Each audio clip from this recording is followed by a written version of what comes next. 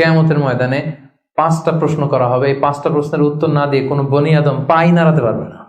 এর মধ্যে প্রথম প্রশ্ন, তার জীবনটা সে কোন কাজে লাগিয়েছে, জীবনের মধ্যে যে যৌবন ছিল ওই সময় কি করছে। এবং যৌবনের ইবাদতকে আল্লাহ তাআলা খুব বেশি পছন্দ করে। আপনাদের এই বয়সের অফিসে খুব ব্যস্ততা, এরপরেও যে একটু কষ্ট করে নামাজটা পড়েন, হ্যাঁ, এরপরেও যে জামাতে আসেন, এরপরেও আপনি সুন্নাহ মোতাবেক চলতে যাচ্ছেন, দাঁড়িয়ে রাখছেন, এটা অনেক বড় ইবাদত। এটা আল্লাহ তাআলার কাছে অনেক বেশি প্রিয়। এই জন্য যৌবনটাকে যেন আমরা কাজে লাগাই প্রিয় ভাইরা। সাধারণত যুবক ধরা হয় কোন বয়স থেকে কোন বয়সে, লেটস সে 20 থেকে 40, তাই না? 20 থেকে 40, এই 20 বছরের সময়টা হচ্ছে একেবারে জীবনের সবচাইতে মাহেন্দ্র ক্ষণ। এত শক্তি, সম্ভাবনা, টকবগে যুবকদের মধ্যে আল্লাহ অনেক প্রাণ শক্তি দিয়েছে। এরা বিপ্লব ঘটায় ফেলতে পারে, এরা সময়ের গতি স্রোতকে পাল্টে দেয়, সাগরের স্রোতকে উল্টে দেয়, এরা বিপ্লব করে ফেলে, ইতিহাস রচনা করে, ঠিক কিনা? এই জন্য যৌবনের এই সময়টা প্রিয় ভাইরা অনেক দামি। এটা বেশি দিন থাকবে না। রং ধরা যৌবন জং ধরে নাই, শেষ। এ দেখতে দেখতে ছোট্ট কিশোর হয়ে পৃথিবীতে এসেছিলেন, শিশু ছিলেন, কিশোর, তারপর এখন যুবক। কিছুদিন পরে বিয়ে করে থাকলে দেখবেন যে আল্লাহ ঘরে মেহমান পাঠিয়ে দিলে বাবা হয়ে গেছে। কিছুদিন পরে মেয়েটারে বিয়ে দিলে এরপর কি হয়ে যাবেন? শ্বশুর হয়ে যাবেন, এরপরে নানা হয়ে যাবেন, দাদা হয়ে যাবেন। এই তো জীবন, this is the circle of life. রং ধরা যৌবন জং ধরে শেষ, এটা থাকে না খুব বেশি দিন। এই জন্য এই যৌবনের এই সময়টাকে যারা আল্লাহর ইবাদতে তারা কাটিয়েছে, তাদেরকে আল্লাহ তাআলা আরশের নিচে ছায়া দিবেন। নাশা ফি ইবাদাতিল্লাহ। এবং যৌবনের ইবাদতকে আল্লাহ তাআলা খুব বেশি পছন্দ করে। ইবাদতটা অনেক ব্রড সেন্সে যদি আপনি চিন্তা করেন, অনেকে মনে করে যে শুধু নামাজ পড়া, শুধু রোজা রাখা, শুধু জিকির করা এটাই ইবাদত। আসলে ব্যাপারটা কিন্তু এমন নয়। মানব কল্যাণে আপনি যাই করেন, আল্লাহ তাআলার আদেশ পালনে আপনি যাই করেন, সবটাই ইবাদত, ঠিক কিনা? আপনি যদি রক্ত দেন, মুমূর্ষু রোগীকে বাঁচাতে রক্তের প্রয়োজন হয় না? আপনি যদি তাকে বাঁচাতে রক্ত দেন, এটাও ইবাদত। আপনি পরিবেশকে সুন্দর রাখার জন্য গাছ লাগালেন, এটাও ইবাদত। আপনি একজন মানুষ বিপদে পড়েছে, he doesn't know what to do, আপনি তাকে কনসালটেশন করলেন, কিছু সুন্দর পরামর্শ দিলেন, গাইড করলেন যে এইটা ভুল, এইভাবে করো। এই যে আপনি টাইম ব্যয় করলেন, কনসালটেশন দিলেন, এটা ইবাদত। অনেকে মনে করে যে শুধু তাসবিহ, জিকির, কোরআন তেলাওয়াত এগুলোই মনে হয় ইবাদত। না, যে পথেই আল্লাহর সন্তুষ্টি, যে কাজ করলে আল্লাহ তাআলা সন্তুষ্ট হন, এই সবগুলো কাজই কিন্তু ইবাদত। তাই যৌবনের এই মোক্ষম সময়টাতে আল্লাহ তাআলার ইবাদত করে আমাদেরকে কাটাতে হবে। আমা খালাকতুল জিন্না ওয়াল ইনসা ইল্লা লিয়াবুদুন। আমি মানব জাতি আর জিন জাতিকে কেবলই সৃষ্টি করেছি আমার ইবাদতের জন্য।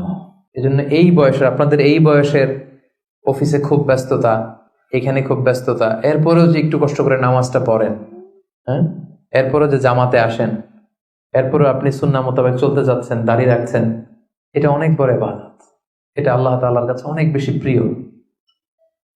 বৃদ্ধ বয়সের ইবাদতের চেয়ে যৌবনের ইবাদত আল্লাহর কাছে অনেক বেশি প্রিয়। এর কারণ হচ্ছে, বৃদ্ধ বয়সে ইবাদত ছাড়া করবেটা কি? ইবাদত ছাড়া তো সময়ই কাটে না। কারণ ঘরে এর কথা শোনার কেউ নাই, কেউ সময় দেয় না, রাতে ঘুম আসে না, 3টার দিকে ঘুম ভেঙে যায়। বাংলাদেশের কথা যদি বলি, দেখবেন যে মুরব্বীরা 3টা-4টার পরে নাকি ওনাদের ঘুমিয়ে আসে না।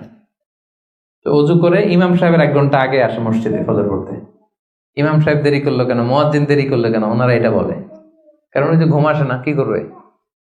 তখন তার ইবাদত করা ছাড়া সময়ই কাটে না। ওই ইবাদত আল্লাহর কাছে ততটা প্রিয় নয় যতটা প্রিয় হচ্ছে একজন যুবকের ইবাদত, ঠিক কিনা?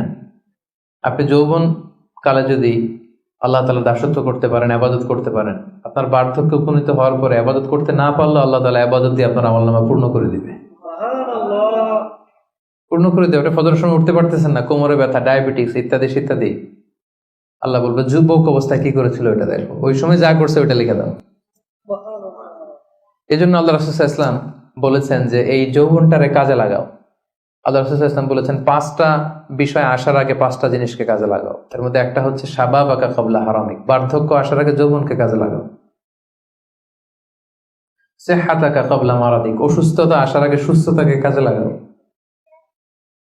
গিনাকা ক্বাবলা ফাকরিক, গরিব হয়ে যাওয়ার আগে তোমার ধনাঢ্যতাকে কাজে লাগাও। ফারাগাকা ক্বাবলা শুগলিক, ব্যস্ত হয়ে যাওয়ার আগে অবসরটারে কাজে লাগাও। হায়াতাকা ক্বাবলা মাউতিক, মৃত্যু আসার আগে জীবনটারে কাজে লাগাও। এই জন্য যৌবনটাকে যেন আমরা কাজে লাগাই প্রিয় ভাইরা। এবং কিয়ামতের ময়দানে 5টা প্রশ্ন করা হবে। এই 5টা প্রশ্নের উত্তর না দিয়ে কোনো বনি আদম পাই নাড়াতে পারবে না, পা নাড়াতে পারবে না। এর মধ্যে প্রথম প্রশ্ন, আন হায়াতিহি ফিমা আফনা, তার জীবনটা সে কোন কাজে লাগিয়েছে। ও আন শাবাবিহি ফিমা আবলা, জীবনের মধ্যে যে যৌবন ছিল ওই সময় কি করছে, ওই সময় কি ইসলামের বিরুদ্ধে তার কাজ করেছে, হারাম কাজগুলোতে সময় ব্যয় করেছে, হারাম ব্যবসা করেছে, হারামের সাথে সম্পৃক্ত ছিল, ইসলাম বিরোধী গোষ্ঠীর সাথে সম্পৃক্ত ছিল। আপনাকে জিজ্ঞেস করা হবে যে এই যৌবনের সময়টা আপনি কি কাজে লাগিয়েছেন, নাকি ইসলামের পক্ষে ছিল, যা করেছে ইসলামের পক্ষে কাজে লেগেছে। সম্পদ কোত্থেকে উপার্জন করেছে, কোথায় ব্যয় করেছে, যতটুকু জেনেছে ততটুকু মেনেছে কিনা। এই 5টা প্রশ্নের উত্তর দেওয়ার আগে বনি আদম কিয়ামতের ময়দানে পাই নাড়াতে পারবে না। এজন্য দ্বিতীয় শ্রেণী হচ্ছে ওয়াশাবুন নাশাআ ফি ইবাদাতিল্লাহ, এমন যুবক যে তার যৌবনকে আল্লাহর ইবাদতে কাজে লাগিয়েছে। এজন্য যৌবনটাকে যেন আমরা কাজে লাগাই। মনে থাকবে সবার, সবাই কিন্তু আপনারা যুবক, এই সময়টা পাবো না, আমরা মিস করবো কিছুদিন পরে। এই যে কুচকুচে কালো দাড়ি, আপনার কি মনে হয় আজীবন এই কালোই থাকবে? তাহলে আমাদের দাদার গুলা সাদা করলো কে, নানার গুলা সাদা করলো কে? ওই বয়সে যাওয়ার পরে এই কুচকুচে দাড়ি, কালো চুল, এগুলো কি হয়ে যাবে? সাদা হয়ে যাবে। এটাই জীবন।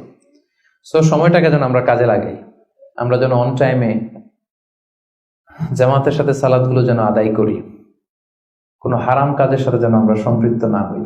খুব হিসেব করে করে আমাদের এই যৌবনের চমৎকার সময়টা যেন আমরা কাজে লাগাই। মনে থাকবে তো ইনশাআল্লাহ?